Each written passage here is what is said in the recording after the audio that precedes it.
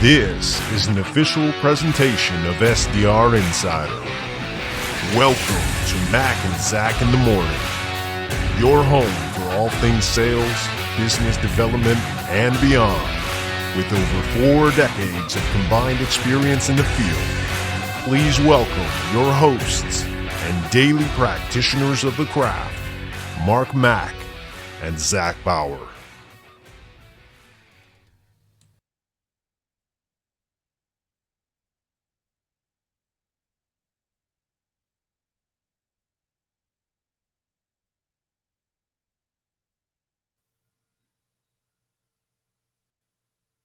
Is this thing on? Is it on? We're on. Yeah. We're on live. It kept like getting stuck and then giving me a little notification that your stream is messed up. So I don't know. Hopefully that translated. Yeah, no, I hear you good, man. I heard everything good. It looked like it was gonna try to start again. So I don't know if it's restream or whatever, StreamYard or this one or that one. Even like last night, same shit happens with Whiskey Wednesday. Sometimes I click on there and it's like all of a sudden I see the opener and then I see like Jesse come up, start talking, and then all of a sudden the opener starts again, like from the countdown. And I'm like, what is that me? Like, I don't understand. Like, what happened there? And I just refresh, and next thing I know, Eddie's talking. So I'm like, oh yeah, that's just me. So, but I think it was the restream, or maybe it's this whole streaming thing. I don't know. Like it's they haven't figured out all the kinks yet. It's the gremlins, man. The streaming gremlins. The gremlins. Well, good morning, man. What's going down? It's Thursday. It's the last week of the quarter, last day. Everyone says that. I don't know why. I think every day's the same to me. You can just feel the energy in the air, man. Like, yeah, I mean, I think people want to rock it out. People want to stir it up. I mean, lots of conversations online, lots of stuff going on, lots of controversy, lots of Yankees getting clinching the division, stuff like that, right? Oh, cool. We got a great show this morning. We got Sydney Swigart from Nihilus, BDR over there. So good stuff. And we got her because she was voted, I believe, wasn't she one of those? I believe she was one that was voted like demand gen. Was she demand gen? I think she was one of the top demand gen 20, right? Top BDRs to follow. Yeah, absolutely. So we'd love to get her insight on what's going on in her world. Let's bring her in. Why waste time? Let's go. Who wants to listen to us? Hey, what's up, Sydney? It's me. Good morning. What's going on? Good morning.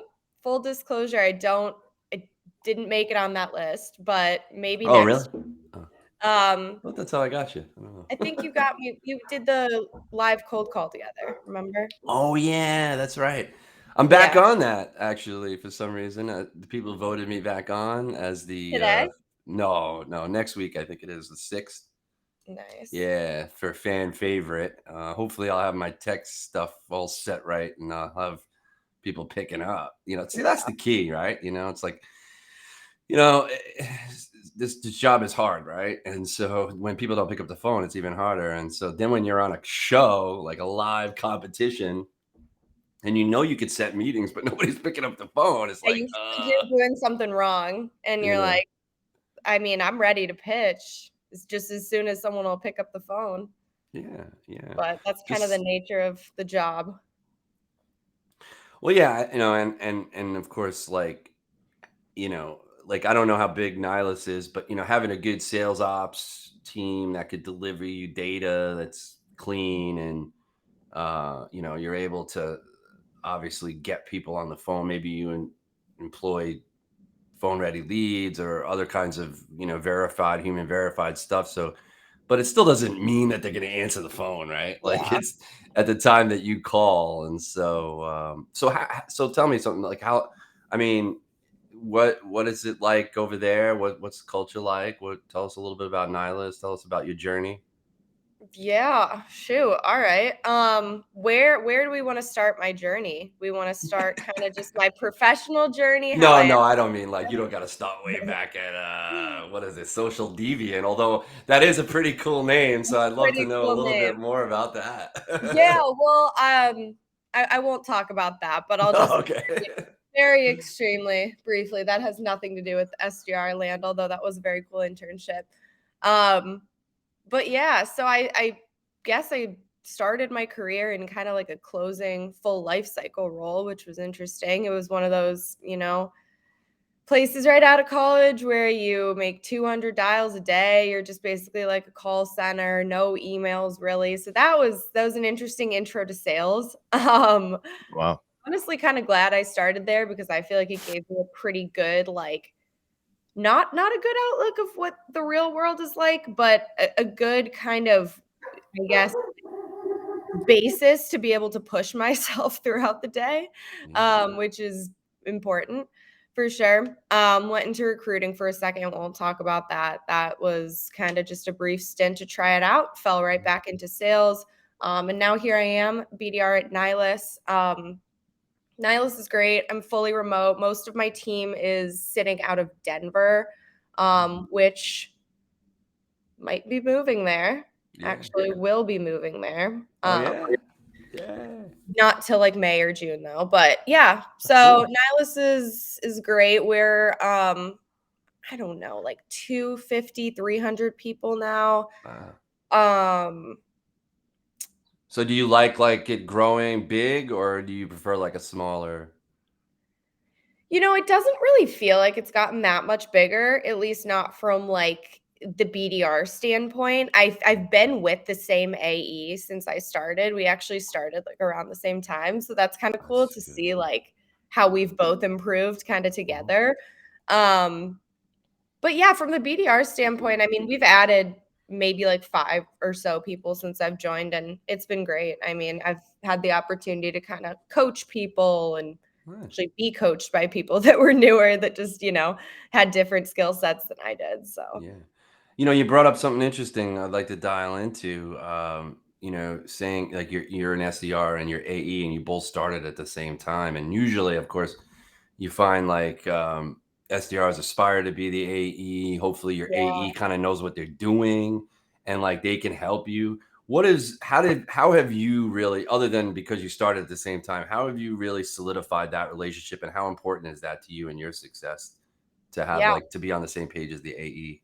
Think that's Definitely. And that's an interesting question because the whole dynamic of like me wanting to be the AE is, I mean, right, who don't want to be a BDR forever. But I also, our relationship isn't like I'm looking up to him so much as we are in a partnership together. So I think kind of being able to grow together in the role has actually been super helpful because we've been able to like learn in real time together because this is a very technical product that we're selling. I guess I Mhm. should back up. It's email and calendar APIs, which I could dive into, but right, it's not something so simple as like an auto dialer or something that everyone just knows off the bat. It's you got to explain the value, you got to convey why we're a need to have versus a nice to have. So I think just kind of going through that process together. Of course, I'll always look up to him as like a salesperson that knows how to kind of close deals, but not because he's my AE, because he's just, he's a smart guy. Mhm. So yeah, it's been good. It's been cool. It's been interesting. We've definitely had some like tough runs. We've definitely had some deals that didn't go exactly the way we wanted to, of course. But it's cool now because the most recent call we had, I remember when we got off the call, I was like, wow, like that, you sound a million times better. And it's kind of cool for me because now I'm like, when I go into an AE role, I've kind of seen both sides of like the learning process and also, when it started clicking for my AE. And I feel like that gives me a bit of like a leg up in a sense because I just kind of, went through the learning process Sure. almost as an AE with my AE. So you actually sit in on discovery calls with him, like the first Yeah. calls with him? Uh-huh. That's great. Yeah. Yeah, that's super, super important. I think not only just for your potential, growth or aspirations into that role, but more importantly, for you to even understand the value prop that he's potentially delivering on a discovery call at some point. And now you're able to then take that info, or maybe even take the real-time data that's coming back from the prospect, what they like, what they don't like, what their real problem is, and then take that persona-based problem illumination, and then translate that to when you're making cold calls and say, oh, I remember she said that she was having this. And now you could just repeat it back and say, hey, is that something you're having? And gain a lot more credibility with cold prospects by actually being able to sit in on those. I think that's critical. It's great that you guys are doing that. Kudos. Yeah, for sure. And it's helpful not only for, like newer companies, if, we're working a CRM and we decide on a CRM use case, of course, then you want to go after competitor CRMs and kind of talk to them about that use case. But it's also cool because sometimes when we come up with a use case, we get on the call and it's completely not, what they had in mind. They're like, well, we can't implement this because X, Y, and Z, and it's not down the roadmap for this long. Well, then from there, we kind of have to use what we've been told and kind of start, back at the beginning and go back and call these people. So it's cool because then we create those relationships. I'm on that call and I could be like, yeah, I talked to so-and-so at XYZ. We heard this, but I had this other cool idea as well, So it's good for relationship building purposes for sure, if not plenty of other things. Yeah, definitely. What is the do you guys do you, like, for you personally, between you and him, do you sort of bounce off each other as far as like other channels, like leads? Like, does he kind of say, oh, I was talking to this person and then he said call this guy, and pass it to you, or does he do that little bit of prospecting himself? I'm always curious about AEs doing their own prospecting. Yeah, it kind of depends. And I have to be honest, because we're a startup, things have kind of changed so much between like, who's supposed to be doing the outreach and who does the follow-ups and all that crazy stuff. So I guess right now, the way we do it is I'm kind of working the accounts for the most part. And then if we get like a good response or something, but it's not like, yes, I want to book the meeting, then me and him will kind of just connect on it. And I do most of the outreach from like, the cold outreach perspective. And then he kind of comes in when either it's like we're at a halt and the person's just not responding, then maybe I'll loop him in and he'll kind of come in and be like, the specialist in that particular like vertical, it's always like, this is my AE. He actually specializes in real estate, which he does now, but kind of a stretch before. But yeah, that was always the best way to get, like, I was talking to a new SDR yesterday who's looking for his first SDR job, and he was talking about how, like, sometimes it could seem so complicated and overwhelming. And I said to him, I go, look, man, your job really is only to gain a little bit of curiosity by the prospect and then tee up the meeting. And I think, one of the things that I used to always say, like, if you get a question you can answer, I answer like one question, maybe I'll answer a second question. But when they get to that second or third question, or if that second or third question happens to be maybe a question I could answer, but I know that it will steer me in a direction I totally just don't want to go, I'll be like, that's a great question, but it's a great question for my specialist, Zach Bauer. I'd like to set you up with a time with him. He can dial into that, give you a little bit more detail. What does your calendar look like? And just back out of them, back out of that conversation as fast as possible. That principle of leverage, right? Like you can just, you build value and credibility into your team. Yeah, I learned that one too. I used to like get emails asking me, hey, can you explain this 1, 2, 3 with like a bullet pointed list of things they want me to explain. And I'm like, we can hop on a call. I mean, no, I can't just explain all of that via email because A, it would be paragraphs and you wouldn't read it. B, because I want the meeting. So, Yeah, I know. I used to like message, my AE and my team lead and be like, please hop on a call with me. Like, someone help me respond to this email. And they're like, Sydney, just give him all that. The only thing you need to give him is just the meeting link and tell him that, you'll tell the rest in the meeting. And it works every time. I mean, it pretty much works every time. If they're interested enough to be asking 3 bullet pointed questions, they probably are interested enough to take 20-minute call, right? Hmm. Yeah, I had my principal yesterday said to me, because there was a guy that was I've been trying to get, and he was like, when I set the meeting, he said, I said, I did that whole thing. I said, look, I'll send you a Zoom link. And he goes, Zoom? Nah, we don't need no Zoom. Just call me. And then I'm like, oh, well, typically I like to do the Zoom because, when we do a discovery call, we have a deck, but we don't, it's more of like just a guide for the conversation. It's not like I'm talking about carrot the whole time. It's just really bullet points so that we can stay on track. So Yeah. we only have a half an hour, of a call. So it's like a sort of a guide. And I said to him, I go, well, I usually do Zoom because it's, we kind of have a couple of slides that just keep us focused. And he goes, slide deck, schmy deck, like he's like, just we don't need that, and he just called me. And so I made the call and I got into it with him, without the deck and everything. But then, he didn't have time to really finish up the call. And so he wants to learn a little bit more about pricing and things like that. But I didn't really feel like I delivered the Yeah. value that I'm trying to. And then eventually I'm going to give him a price and he's not going to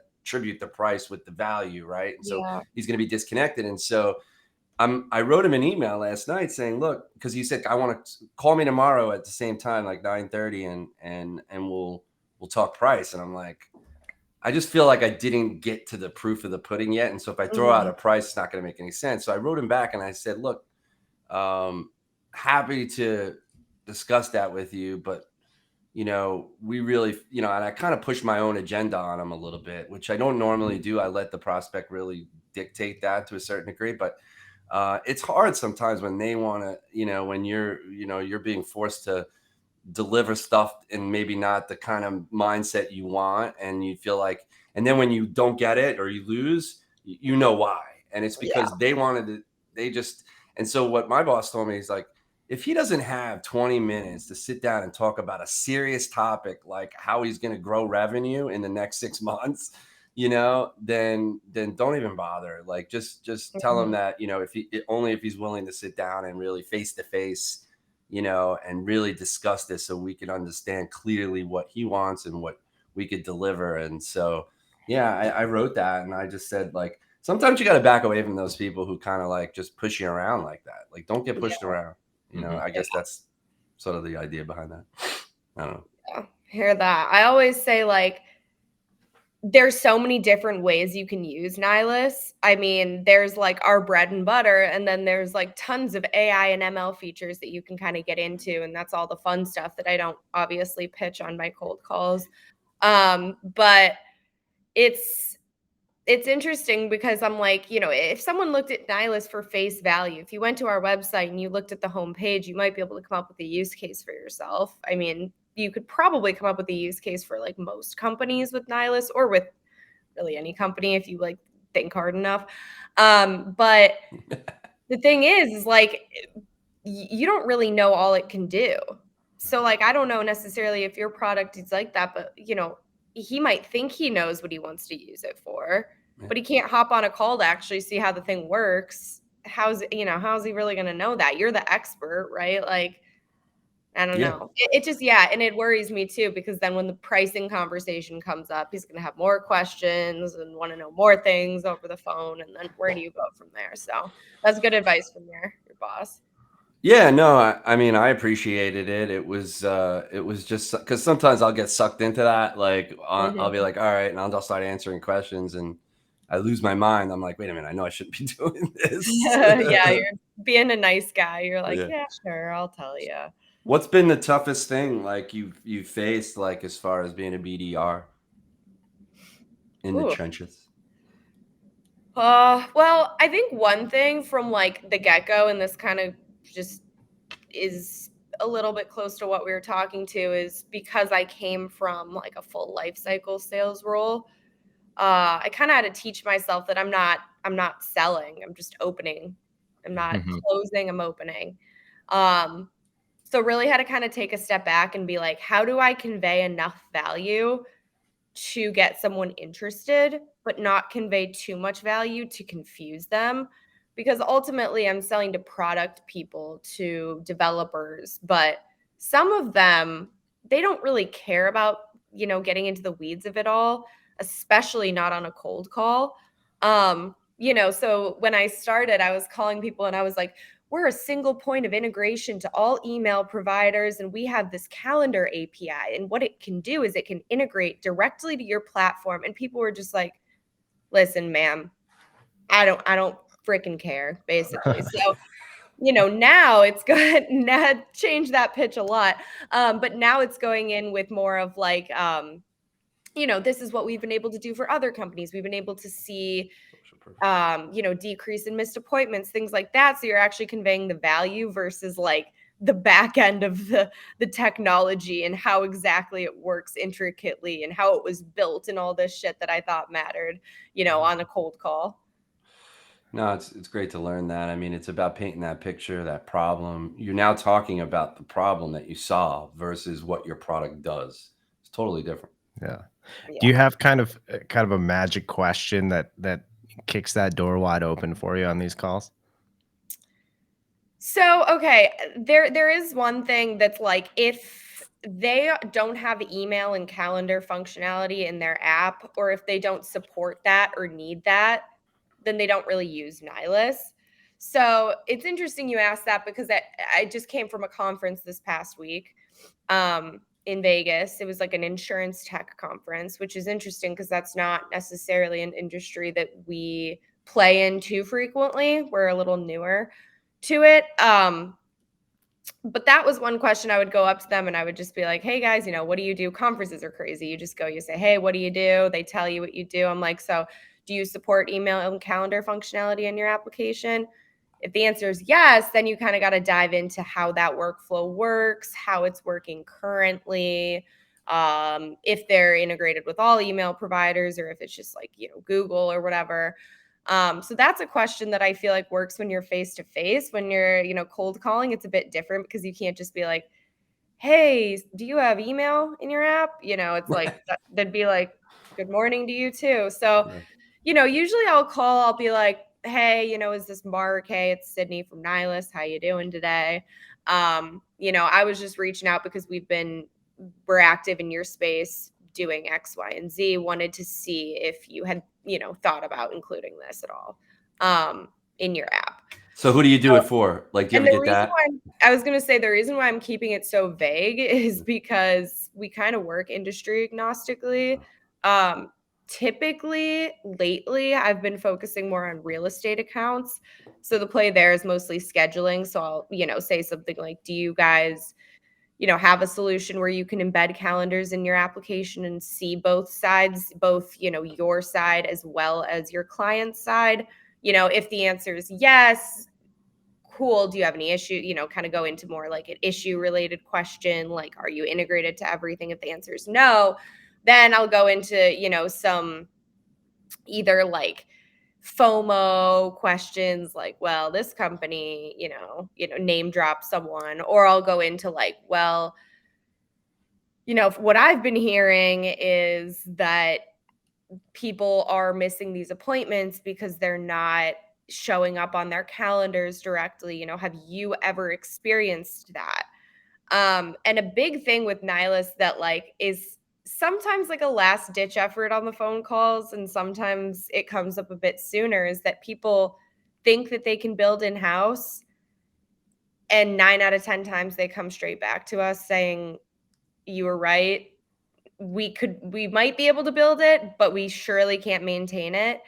So I'll kind of throw stuff out like that. And usually I'll say something like, hey, like, listen, I know this might not be on the roadmap right now, and that's totally fair. What I want to do is get on a call because you don't know what you don't know. And ultimately, worst case, you learn what others in your industry are doing. You learn something new. And then you come back to me in 5 months, then we can actually rock and roll with it. But right now, just want to have that kind of conversation around what we can do. Because my goal, I want to get them off the cold call and onto the qual call as soon as possible. Not because I'm like, just trying to move it along so quickly, but more so just because I don't want to get into the weeds of it. I don't want to get into the technicalities of it. I just want to qualify it, make sure, they're interested enough to hop on the next call. We talk there.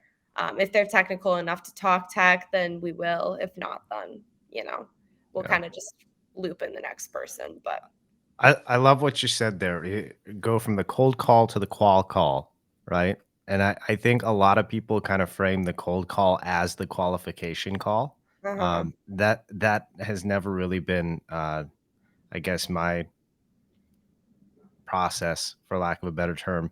Like I think a lot of that qualification has to take place like in that discovery conversation, right? Because like you can ask some, I guess, very forward, like direct questions to figure those things out, like BANT questions, like on a cold call, but it's just like it's not a good experience for the person on the other end of that line, right? So like talk to us a little bit about that. Like what do you get into on that initial call other than, figuring out if there's interest? And then how do you set up that next call to make sure that you're using, that time efficiently and like giving them some real value? Yeah, so I think a big thing for me is like trying to build kind of a relationship with the person, even if it's like something as simple as, I make a stupid joke or something that they can like remember. Um, one thing that I think one thing that I did recently that I thought was good that like kind of moved the call along was someone had mentioned how they wanted to bring this data into Salesforce, right? That whatever. And that was actually a very recent conversation I had had. And so I was like, well, I was on the call. This guy was like, no, no, no, not interested. Like we're using Salesforce and we can just bring, the data. We have the data in Salesforce. And I was like, sir, it is so cool that you say that because I literally just got off another call with someone who said the exact same thing. And frankly, we didn't know if we could do it. As it was like, I went back to my SE team. I spoke to them. We literally just did that for someone. And like that got me thinking because I've never sounded so excited on a cold call in my life. And the reason why I was so excited was because I was like, oh my God, I just learned this and we can do this. And so that got me thinking like, why am I not that excited on every cold call? Why don't I just say something similar on every cold call? So yeah, now I've just been kind of going into it. I go into every call with like the same kind of tone. And they hated that at Home Advisor. They were like, you sound sad on the phone. I was like, well, this is my 160th call of the day. So I'm definitely not, happy, ecstatic, but I've never been the type of person to be like, hey, it's Sydney from Nihilus. How are you today? I go into it like I'm talking to you guys. I talk to a person. I just say, hey, it's Sydney from Nihilus. How are you doing today? Yeah, Right. it's a dead giveaway when you have that uptone in the initial. Yeah, they told me they wanted that from me. I was like, no, you don't. No one wants to hear that. So there's a lot of talk about this, right? Like energy, stand up, motion creates emotion. I learned that when I was 12, and like it's true, but what you have to have is a what is that? Like you just have that like a volume button, right? You have to have just that. You have to know when to gauge, gauge it up, gauge it down, gauge it up, gauge it down. And like last night we were talking with Ryan Reisert, right? And he was talking about his whisper, like, and it's a little bit of a joke, but I talk about this a lot when I coach and train. I say, the intonations in your voice are so critical on the delivery, the tone, the pace, the rhythm. And so like I can stop and talk like this if I really need to make a point. But if you really want to understand what I'm talking about here, you know what I mean? Like, and by doing that animation really just keeps people engaged and like, like what's really weird about me saying this, and Zach will appreciate this. We have a friend, his name is Bill Langdon, and he's really actually an amazing guy. And when he delivers his pitch, like it is, I don't want to say it's monotone, but it's it's not monotone in a very boring way. It's Mhm. his like way he does it is so, and it's not the up and downs or he's kind of like his thing is like this, and it's so Yeah. silky smooth, but it's so straight, and you're mesmerized by it, right? And Mhm. so I think after time you learn what works for you, right? Yeah. And so when you go into a new company like that and they say, look, I want you to be able to deliver it like this, and you're like, well, that's just not me, it Mhm. doesn't sound right, I'm going to get hung up on. And if you do, and then you change it to your own and you don't, then what are they going to say? Exactly. I was just gonna say, I mean, never ever change the way you talk for a company. I mean, sure, change the content if you don't know what you're talking about. Obviously, go in with an open attitude, but never change how you talk for a company because Yeah. I always that was my first job out of college, and I was always like, damn, like this sucks. I guess I just don't know how to talk on a cold call. And when I got to Nihilus, one of the first things my manager said to me was like, he's like, I love your tone. He's like, that's what sells. You're chill on the phone. People are going to want to talk to you. So I'm like, someone appreciates it, I guess. And even if they didn't, I learned to appreciate it. That's So, right.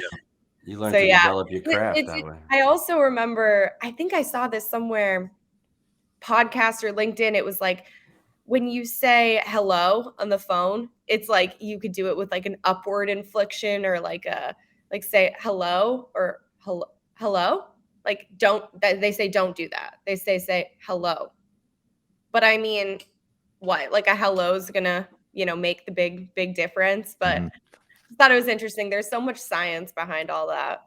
Oh yeah. I mean, I think it's like a you have like there's that all that old adage talk about how you don't say hi, how are you? And I disagree with that. You obviously do because you said it a minute ago that you use that. But essentially, if you say to somebody, hello, how are you today? I mean, come on, you sound like Yeah. you're gonna get hung up on, right? So like when people came out with that and saying, oh, you never say how are you, it's disingenuous, and it's like, well, I don't say how are you, I say how's it going, Hmm. right? There's a difference, right? How are you, first of all, delivered very clearly, like that's strange. It's like nobody just says, how are you? It's like, how are you?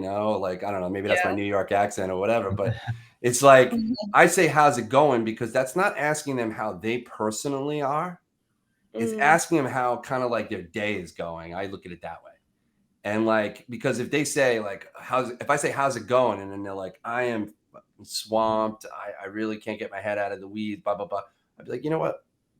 Maybe I postpone the call and I say, I'll try you back another time. Right. Normally I don't, but like, I might pick that up from what they say. Usually they're like, great. Nobody really ever kind of flips it on you. And some do, but most of them don't.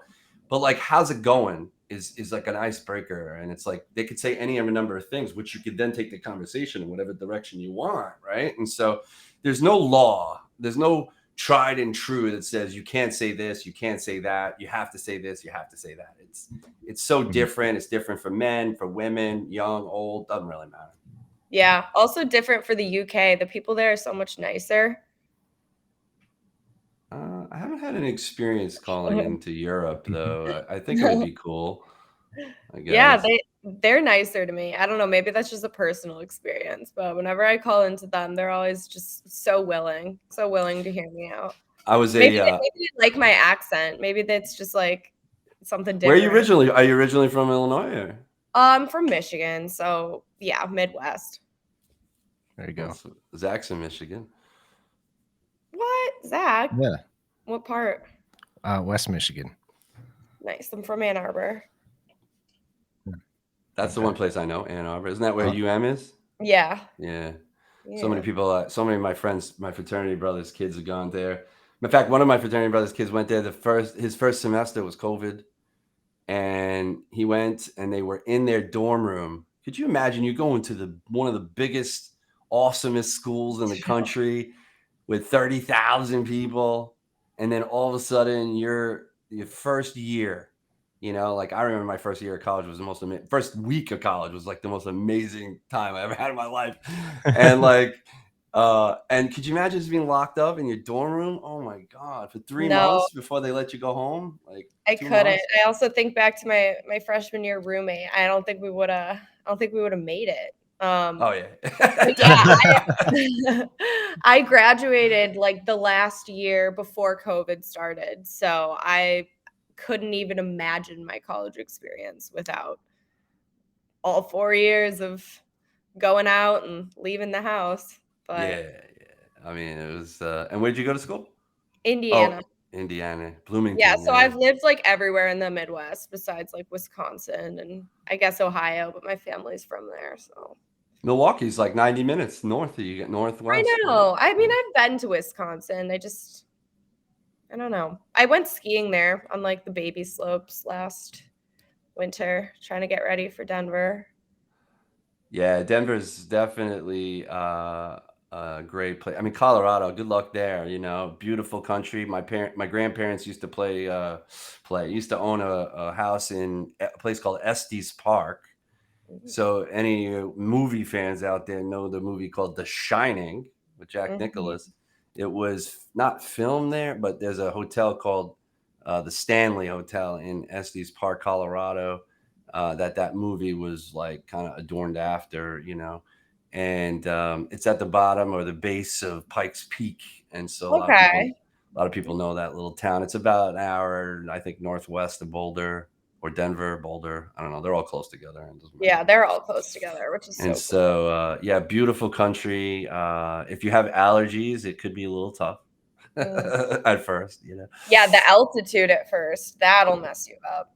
Yeah, the air is thinner. It's harder to breathe. When I was a kid, I used to go there and I had bad asthma when I was a kid. And I actually have a problem there. It was a Yeah. little like, whoa, like, so Brad Seaman, video selling is definitely important. That's a Brad, great. that is hilarious Brad says that because I'm very much not a Michigan fan. I grew up as an Ohio State fan, which is even more Oh man, so great call out, Brad. Brad's it's Brad's getting funny. contentious over here. I'm actually gonna be on Brad's show this morning. I was on it last week, but ironically, we were so excited to talk to each other, he forgot to put the video on.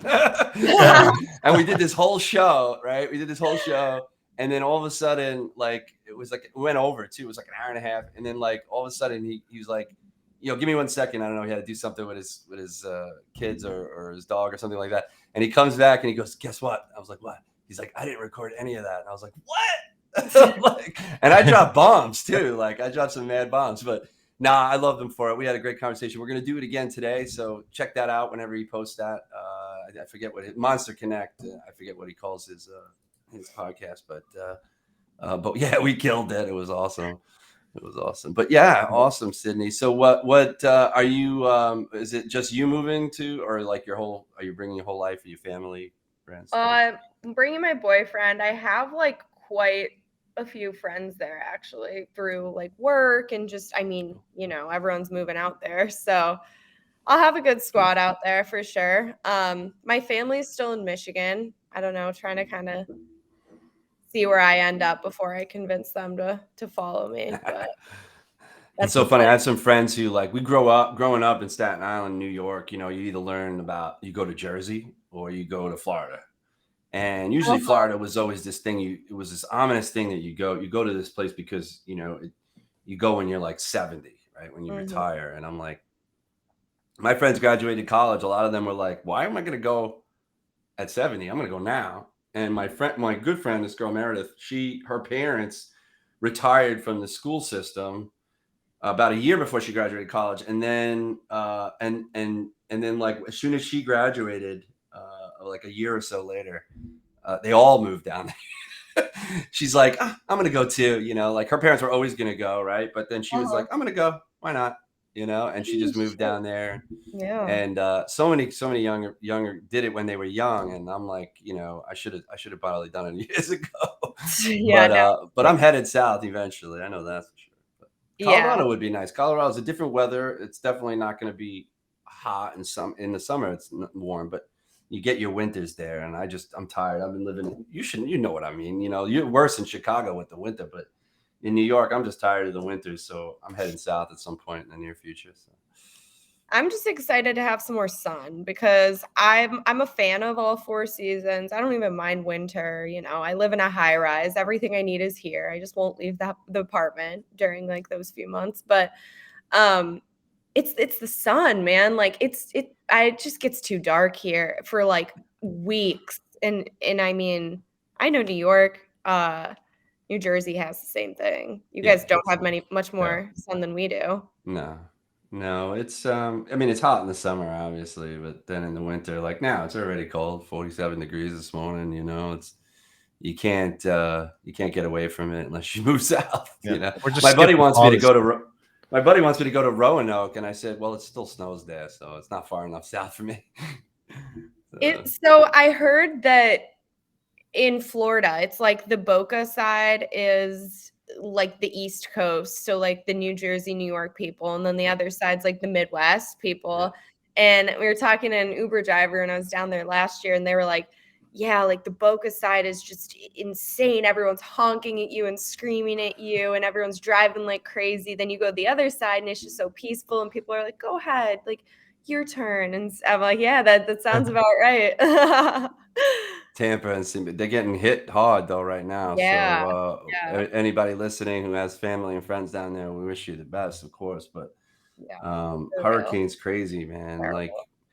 I couldn't believe, I had gone down to Nolens a couple of times, long after Katrina, but they're still, they treat that like almost like we New Yorkers treat 9/11, like it's a sacred thing that happened. It's like a crazy thing that happened. And there's like remnants still there. You can like lines on the walls and things, like from the water. And it's crazy. I mean, years later already. So yeah, Yeah. the weather in this country, it's like The let's move Midwest to is Mexico or something. I don't know. I don't know, the Midwest is the place to be, I think, Yeah. even though we A little have bit no of snow. sun. So what are some of your I know Zach just asked you like kind of some of your go-to lines, but any other tricks or tips that you could give the fledgling BDRs? And so we started this thing because I felt like you know this job, the SDR job, as much as it's been framed as being this sort of top of funnel thing, of course I'm purporting now, of course, that it's not sales versus marketing or SDR versus AE. It's everybody's working to move that prospect from one side of the buyer's journey all the way to the other side. And what mediums do you use in order to touch them at various points in the buyer's journey so that you can move them there and eventually get them to sit down and have a conversation. But what do you like, what would you say is some of your kind of tried and true things that's helped you develop your skill set and get you through the last, call it 11 months? Yeah. Well, I think one thing, and I don't know if this is the best answer, but I think one thing, if anyone who's listening, if you can attend a conference, that's like my biggest advice to anyone new. If you can, if you are able to attend a conference, doesn't even really matter what conference it is, just get out there, get in front of people, basically. Because what I always say is a conference is like 3 weeks of work, 2 weeks of work wrapped into 2 or 3 days, basically. So, like, before I went to my first conference, which was like an HR tech or it was, what was it? It was Shop Talk, I think, in Las Vegas. Love Vegas conferences. Great time. But I went into it having, well, at the time I didn't know, but really having no idea how to kind of convey the value of Nihilus. And then sat in, listened to, my colleagues do so, and everything just kind of changed after that. It just started clicking for me. So I guess, if you can't make it to a conference, there's other ways to, of course, complete the same sort of thing.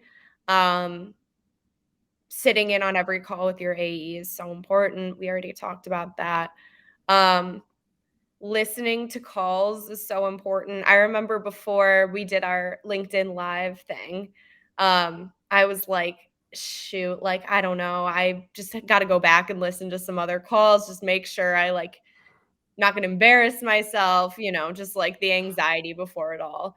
I went back and I listened to my friend Reed's call. He's a killer. He was promoted to AE from BDR. So he's, kind of the guy that trained me. I like look up to him. But Went back and just listened to some of his calls and, just got like some buzzwords and things that just made me confident.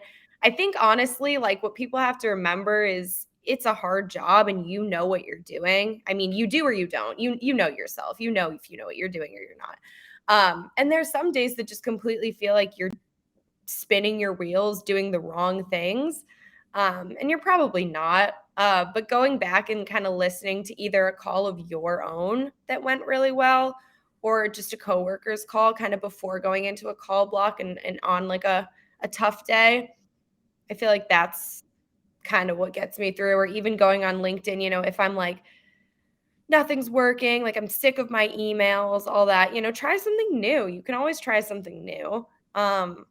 So going on LinkedIn and finding like, fresh outreach methods and things like that when things get a bit stale. I feel like that's a big thing. And then the last thing is like lean on your teammates. And more importantly, be a person that your teammates can lean on. So like I've always been, since I started my career at frickin' Social Deviant, I've always been the type of person to be like active in the group chat and to be almost annoyingly active sometimes because frankly, you guys, I get bored throughout the day. I will send like, at Home Advisor, I used to send like BuzzFeed quizzes and it'd be like, what bread are you? Things like that. But to me, that's one of the most important things because it's like, we are spinning our wheels all day and we may or may not have a good day, week, month, quarter. You never know. But I mean, shoot, if you enjoy your teammates and you're, able to lean on each other and respect each other and laugh with each other, that's what's going to make you want to work harder for a company. That's what's going to make you feel like you belong at a company. And that's the most important thing because I'm always going to work much harder if the company's, working for me. Yeah. No, that's gold. I mean, yeah. Thanks for sharing because Yeah, I it hope is. that It's like it is hard and it's misrepresented in some cases in some companies, right? Like you're the bottom of the barrel. Yet without this SDR, where would the company be, right? They'd have no new business. And so I think, yeah, I think there's a lot of stuff there, a lot of gold in that. I appreciate you sharing that. What Yeah, and I is feel like what is Sydney's go-to breakfast pick me upper in the morning? Coffee. Coffee. Nespresso.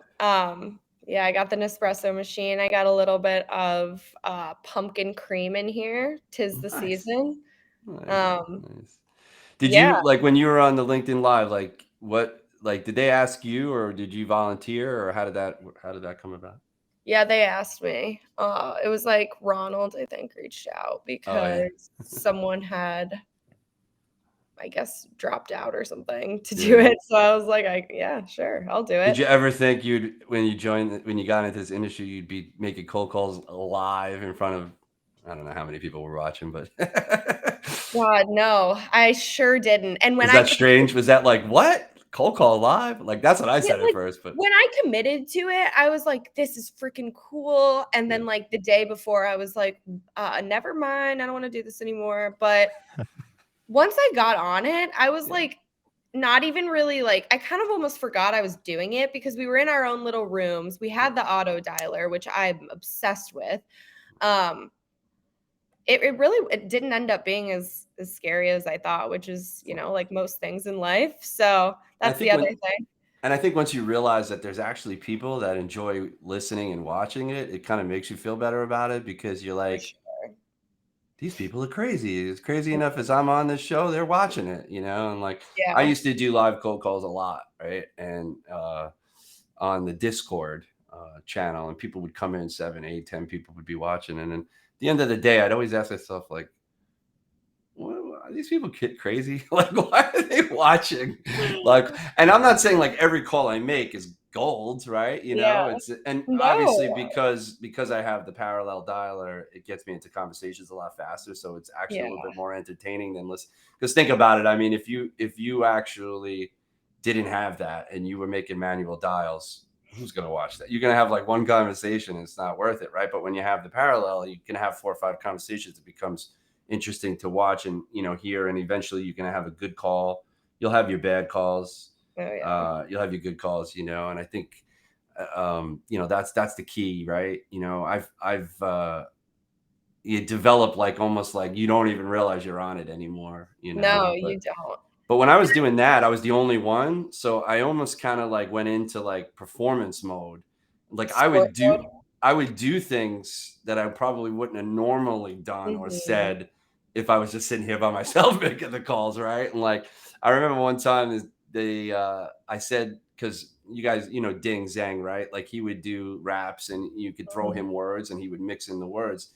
So I said to the group one day, I was like, just throw out words and I'll mix them into my pitch somewhere Yeah. in the call, That's right? awesome. And I was like, I didn't think about how hard that could be until they actually wrote a word that I was like, how am I gonna put this word in there, right? And so I remember I had like 6 or 7 people watching, and the word was marshmallow, and I'm like, marshmallow, like how am I gonna put that in there? So I'm going through the motions with the person on the phone, and then I finally said there was some question about I remember it was the guy says, that's not my problem right now, or that's not a problem I have right now. And I flipped the whole thing on him and I said, well, so maybe I can't help you, but I happen to be actually by the way, I'm on a recorded line here because, when you have people listening, you have to tell them it was on a recorded line. So I'm like, I happen to be on a recorded line with 6 other marshmallows looking at me that they could tell me what you did. And they all fell off their chairs. Like they couldn't believe that I delivered that word in the That's middle of the thing. hilarious. And I admitted that I was online with all these people in the call, and it was just so funny. But yeah, you wind up doing things live, like when you have Did other you book people the watching that you meeting? wouldn't. What's that? You booked the meeting? Did I book the meeting? I don't remember actually, but We'll just say you possibly, did. probably. We'll say you did. I think, I mean, listen, you get to the point, it's interesting. You said like, oh, you don't want to be a BDR forever. And I get that, right? Nobody really does. I mean, I don't necessarily see myself doing that forever, but I'm good at it, right? And I think when people realize what they're good at and they just lean into it and they could use it to make money and put food on the table, then God bless them, right? So Um, true. And I think I don't want to be a BDR forever, but you never know. I also didn't think I was going to be in sales when I graduated college. So yeah. you really never So, know. How yeah. you didn't plan to be in sales, so, what was that like for you? Was it just kinda happenstance that you fell into that role? Like, how did you land in sales? Yeah, so I was an advertising major in college, and when I graduated, I moved straight to Chicago with my best friend, 2 of my best friends actually, and I was a bartender, at, like, this bar just down the street from, um, our apartment, classic city story. I moved to the city, got a bartend. I was You guys, it probably turned down from a good 20 advertising agencies, Wow. um, if not more. And finally, I got one, and they ended up rescinding the offer because it was like the position wasn't open anymore or something like Oh, that. So at wow. that point, I was like, all right, I guess I'm just going to be a bartender forever. So one day I was at my shift bartending, and some girl came in, Maggie, and she came in with this other guy, Doug, and they were just like having a great time. Just, like, hey, like, we need, these beers, let's take a shot, whatever it may be. I just got to talking to them, and they were like, trying to get their referral bonus. They were like, all right, if we submit you for this job, like, will you take the interview? Like, at least come in, just try it, like, whatever. We'll split the referral bonus. And I was like, so excited. These people were so cool. Down to have fun. I was like, well, this is just a dream. So sure. So, I take the interview. I kind of knew that it wasn't like I knew it wasn't my dream job, but I was also like, it's more money than bartending and the people are freaking cool. So I need friends. Let's do it. Um, and yeah, never really turned back from there. Honestly, kind of fell in love with sales. And then again, told you I did recruiting and was like, no, I need to go back into sales. And then the money's also better. So silver lining there. Yeah, it's uncapped, right? I mean, but people are bartenders for life too. I mean, I know some bartenders that make more money than I do. It's all just sales. It's all sales, when it comes Yeah. down to it. But yeah, no, bartending was cool. It was a little more of like a restaurant bar, so I wasn't making bank so much, but it was enough to, pay rent for those few Yeah, that's months. how I survived in college. I worked at Applebee's and bartended. I think I was a bouncer one night, and I'm like little, so I have no business being a bouncer. But It's fun. You make tons of friends bartending. yeah, it's and again, you're absolutely right. It is a sales job, right? Because while you may not be, you're kind of selling an experience, I think, more so than a particular product. Yes, you push certain liquors and whatever, and or do you want another drink? And there's like a rhythm to that too, right? A cadence. You will see the drinks going down. You see how people are looking. You identify, okay, this guy needs another drink. This guy probably shouldn't have another drink. You also identify who you think, would wanna tip you, who probably wouldn't wanna tip you. You get pretty good at identifying that kinda thing as Yeah, well. But I absolutely. remember when I was little, my parents always used to be like, "You need to be a lawyer, you argue so much, like, you always have to prove your point." And, like, now I'm thinking back to it, and I'm like, "Well, sales," It's Like it's It's exactly the same thing. I mean, I grew up exactly the same way, Sydney. My parents had wished I would be a lawyer. I said I was going to be a lawyer, go Me into too. politics. But then I worked for the state senate for a semester in college instead of going to class. I went there every day, and that just just threw me for a loop. What I saw there, I was like, I'm never going into politics. Yeah. Forget that. Yeah. And like and then like yeah, I mean, it was like, because I always did those moot courts and mock trial stuff, and I was good at making arguments and like Yeah. putting stuff together, and like I wouldn't stop. I was persistent. My father said when I was in fifth grade, he's like, your big mouth will be your forte, you'll be a lawyer when you'll be mayor in New York City or whatever. And but I always knew probably it was going to be sales, some level of sales. Yeah. I It's was not going to interesting be the 'cause they don't. shortstop of the New York Yankees. I just know that. Yeah. It's interesting because I've been seeing more and more about this on LinkedIn and got to thinking about, like, they don't really teach sales as an option so much in school, at least not from, like, a high school standpoint. Like, when you're going to college, you don't, at least I didn't really know that was an option.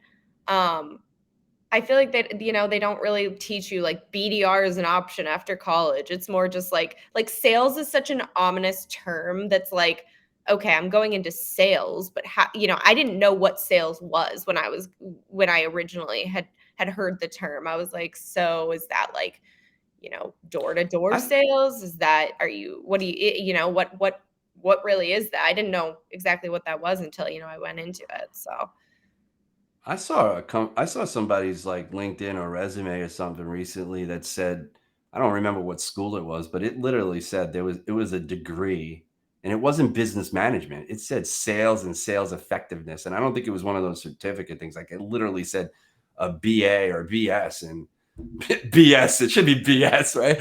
yes. BS, BS in sales effectiveness. Yeah. That's what you need. You need a BS in sales effectiveness. I swear. So it's out there. I think it's more of like those things now where like people in the sales world are like adjunct professors now, and they're Yeah. teaching kind of high level classes. Like, no one's gonna, I don't think there's ever gonna be a class in college. Well, maybe I should teach it, right? There shouldn't be a class in college cold calling. I'll be the TA. Awesome. We'll start it. I'll be a Princeton professor teaching cold calling. How awesome. There you go. With tenure. I love it. I love it. Oh, cool. Well, we're coming into the top of the hour.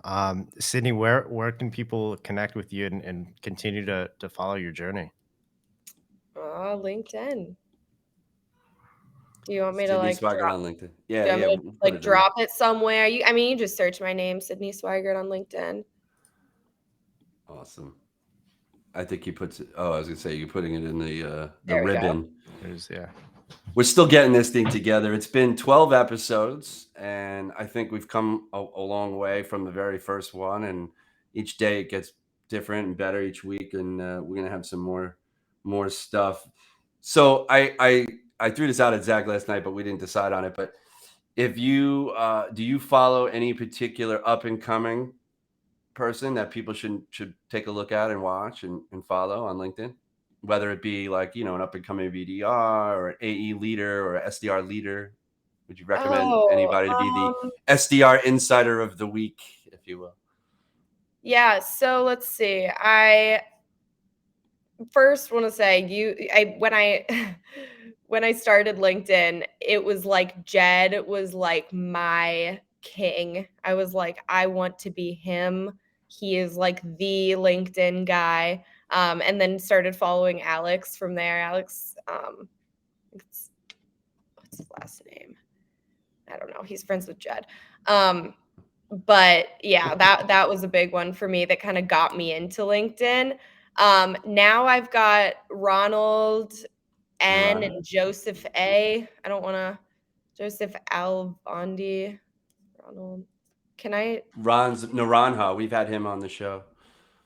Yeah, Ronald Naranha. Yeah, Good guy. he's great. He's really awesome. And then Joseph Alvondi. I can send you. I don't know. Can I type in this chat? Yeah. All right. I don't see a spot to do that. But here, I'll put it in the private chat and then you guys can send it out. But yeah, those are two really great. Oh, if you want the rest of the people, you have to do it on LinkedIn. So you'd have to be on the page but we could drop that. Yeah. Yeah. I don't know Joe, so I'd be interested. Joe Alvondi.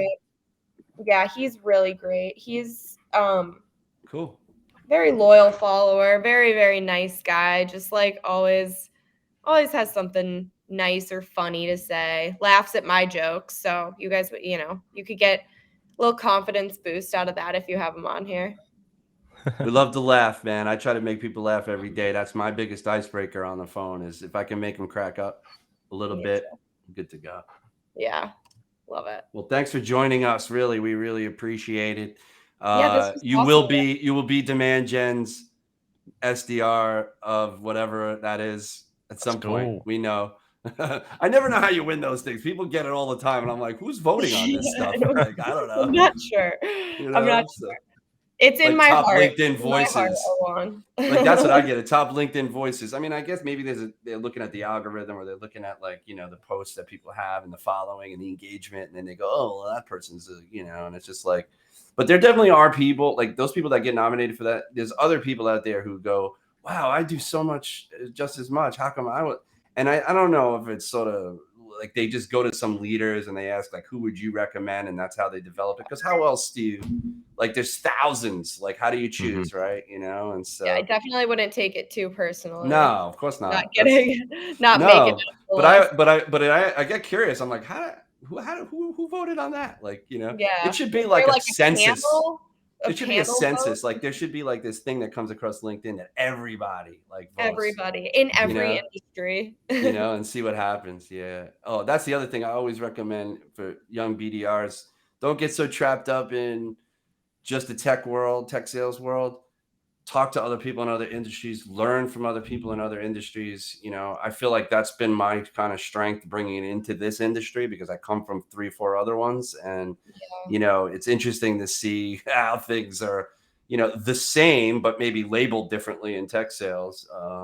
But it's been a fun ride and would love to have you on again in the future and appreciate you stopping in and sharing it despite you being a little under the weather.